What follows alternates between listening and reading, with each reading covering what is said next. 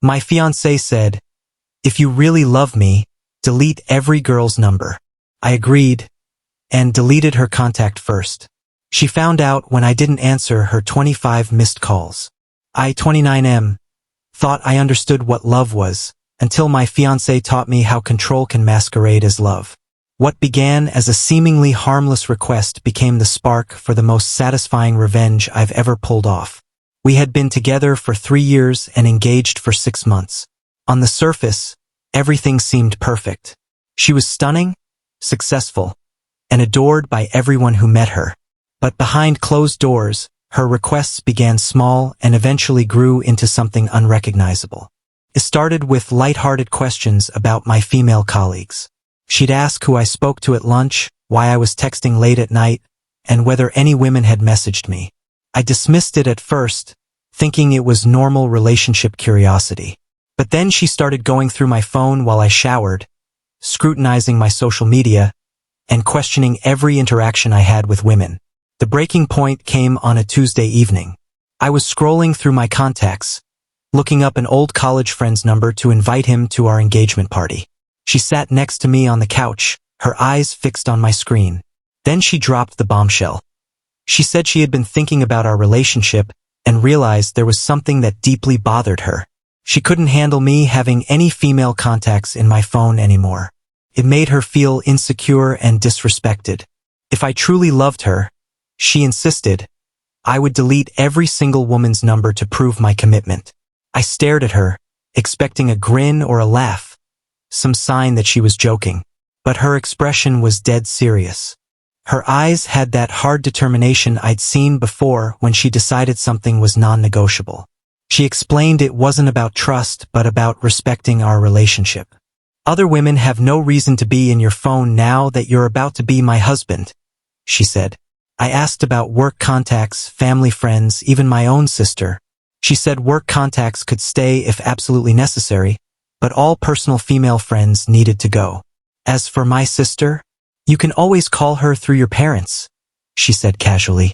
The audacity hit me like a punch. I looked at the woman I was planning to marry and saw a stranger.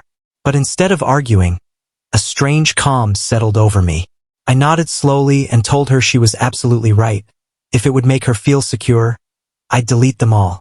Her face lit up with satisfaction. She kissed my cheek and said she knew I'd understand because I truly loved her. She even offered to help me scroll through my contacts to make sure no one was missed. I told her I wanted to do it myself, that it would mean more that way. She agreed and said she trusted me to be thorough. I opened my contacts and began scrolling, carefully deleting female names one by one while she watched approvingly. College friends, co-workers, even distant relatives, gone. Then I reached her contact. Without hesitation, I selected it and hit delete. She was so focused on the other names disappearing that she didn't even notice her own. When I finished, I closed the app and turned to her. Done, I said. She hugged me tightly and said she felt so much better. This will make us stronger, she whispered.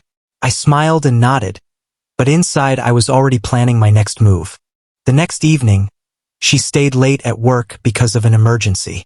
She tried calling me around 7 p.m., but my phone didn't ring. She tried again at 7:30, then again at 8 o'clock. By 8:30, she was probably panicking. I was at the gym, deliberately ignoring the buzzing in my pocket. Since I had deleted her contact, her number now showed up as unknown, and I had a personal rule never to answer calls from unknown numbers. When I got home at 10 p.m., her car was in the driveway. The house lights were blazing, and she was pacing in the living room with her phone clutched tightly in her hand. The second she saw me, she rushed over. Why weren't you answering my calls? I calmly pulled out my phone and showed her the screen. 25 missed calls from an unknown number. I don't answer unknown numbers, I said. Too many scam calls lately. She stared at me, her anger flickering into confusion. What do you mean unknown? I called from my phone. I scrolled through my contacts and showed her. You told me to delete every female contact. I followed your instructions exactly. The color drained from her face as she realized what I'd done. She stammered, You know I didn't mean me. Why not? I asked. You said no exceptions, not even my sister. That's different. I'm your fiancé. Different how? You said any woman's contact was disrespectful to our relationship. Surely that includes you, right? Her voice rose as she tried to argue, but I stayed calm and kept pressing. If you get to decide which women are acceptable in my phone, why should you be exempt? You said it's about respect, not trust. Shouldn't we apply that standard equally? She started crying and accused me of being petty and manipulative. I told her I was simply following her boundaries to the letter. What followed was a long, heated argument that circled the same points. She tried anger, pleading, guilt. Nothing worked. She demanded I add her number back immediately. I asked if that meant I could also restore my sister's number, my female coworkers, and my childhood friends. She refused. By the end of the night, she broke down completely. She admitted her demand might have been unreasonable, saying she just felt scared of losing me and seeing women in my phone made her insecure. I listened sympathetically, then told her I needed time to think about what this said about our relationship. Inside, I already knew the answer. The next few days were tense. She kept trying to reach out, even showing up at my office during lunch. Her mother called me to say her daughter was devastated. Her best friend texted, suggesting we all meet for dinner to work this out. But I didn't budge. Meanwhile, I found a new apartment, signed the lease, and slowly started moving my things. I also spoke to a lawyer about the engagement ring and our shared assets. Since we weren't married, untangling things was simple. A week later, she snapped. It's been 3 months since that day. She's tried contacting me multiple times. Emails, mutual friends, even showing up at my new apartment once. I've held firm. I later found out from mutual friends that she's already started dating someone new and exhibiting the same controlling behavior. As for me, I've reconnected with my sister and my female friends. I'm also seeing someone new. Someone who trusts me and doesn't see my friendships as threats. Looking back, deleting her contact first wasn't just revenge. It was clarity.